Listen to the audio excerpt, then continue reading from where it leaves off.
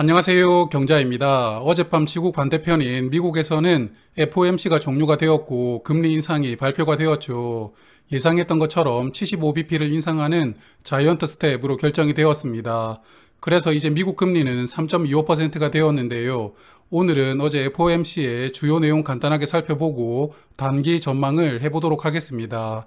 먼저 이번 FOMC에서 가장 주목받는 부분은 점도표였는데요. 17명의 연준 의원들이 무기명으로 적정금리라고 생각하는 것을 점으로 찍는 것이죠. 그래서 과연 미국의 적정금리는 어디인가를 추측해 볼 수 있는 중요한 단서였는데요. 점도표가 일단 충격이었습니다. 화면에 그림이 작아서 잘 안 보이실 텐데요. 결론을 말씀을 드리면 6월에는 올해 3.5% 정도, 그리고 내년에는 3.75% 정도가 미국의 적정금리다라고 예상을 했었는데요. 그런데 단 3개월 만에 예상치를 1%씩 높입니다.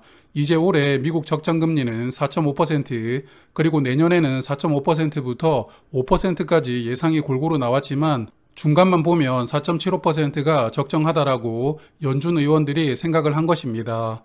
현재까지 3번의 자이언트 스텝으로 금리를 급격하게 올렸지만 아직 멀었다라고 공식적으로 선언을 한 것인데요.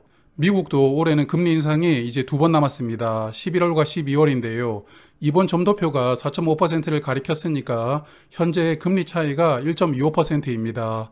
그래서 11월도 자이언트 스텝을 할 가능성이 높아졌고요. 12월에도 빅스텝으로 50bp 인상하면서 금리 인상 속도는 여전히 빠를 것으로 전망이 나왔습니다. 투자자들 입장에서는 정말 기운 빠지는 결과라고 보이는데요.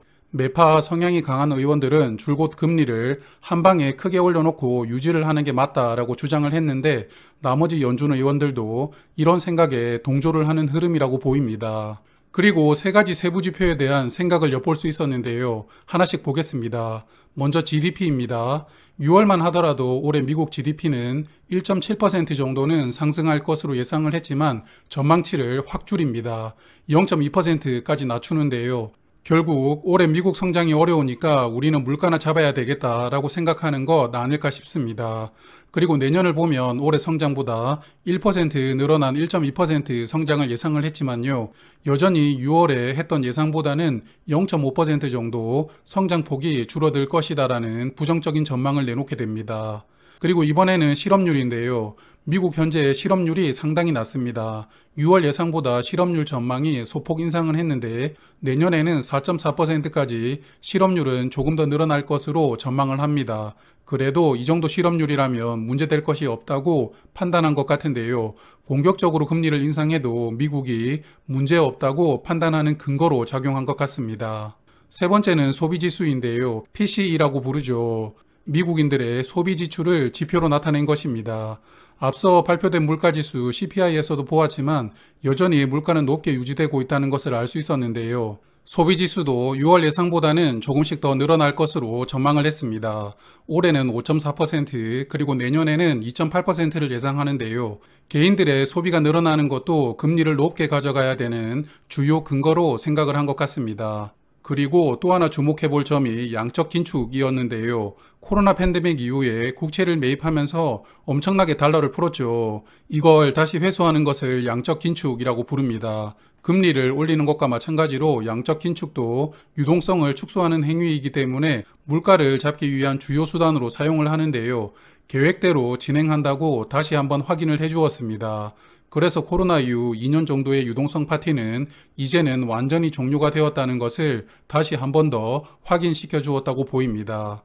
미국이 공식적으로 금리를 인상했으니까 국채금리 한번 체크를 해보는데요. 먼저 장기 국채인 10년물을 보면 1% 정도는 하락이 나왔습니다. 3.5%인데요. 금리 인상 기대감이 선반영되어 오르다가 재료가 발표되면서 약간 하락한 것 아닌가 생각이 됩니다. 반면에 2년물 금리는 4%를 돌파하면서 어제보다 2% 상승으로 마감했는데요. 이번에 발표된 점도표에 내년 이후 금리가 높게 유지되는 것이 2년물 금리에 영향을 크게 준 것 같습니다. 그래서 당분간 예금금리와 대출금리는 조금씩 더 상승이 나올 수밖에 없는 환경이라고 생각이 됩니다. 그리고 달러는 또 최고치를 경신했는데요. 달러 인덱스가 110을 돌파합니다. 한국도 이제 1,400원을 방어하기는 힘들어 보이고 1,500원을 어떻게 방어를 할 것이냐가 단기 과제가 될 것 같습니다.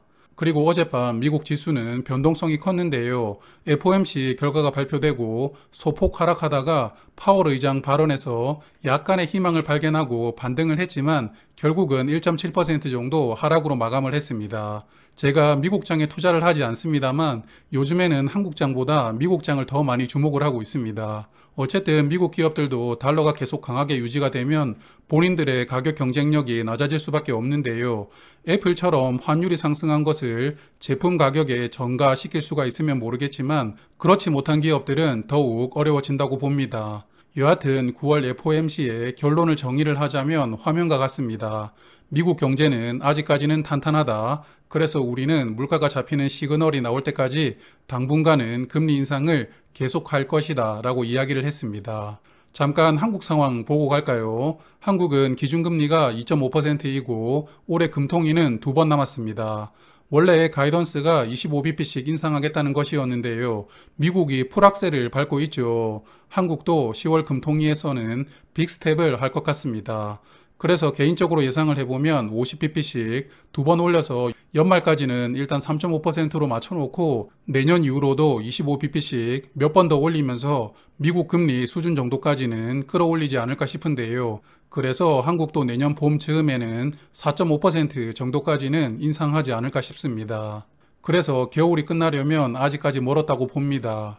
금리를 인상시키면서 물가를 잡는 것은 바람직하지만 그만큼 또 대출이자도 늘어나고 월세도 증가하면서 국민들이 고통을 받는 상황도 같이 이어지는데요. 제가 미국에 살지 않아서 미국 사람들 무슨 생각을 하는지는 모르겠지만 이런 상황이 11월 미국 선거에 어떤 영향을 줄지 모르겠습니다. 그리고 만약 민주당 쪽으로 불리한 여론이 형성이 된다면 미국 정치권에서는 어떤 대응이 나올지도 향후 연말까지 주목을 해볼 이벤트라고 생각이 됩니다. 그리고 오늘 한국장 하락을 하면서 시작을 했지만 그래도 굳건한 멘탈로 오늘 하루도 잘 버티시기를 바라겠습니다. 그럼 저는 일요일에 다시 뵙겠습니다. 오늘도 고맙습니다.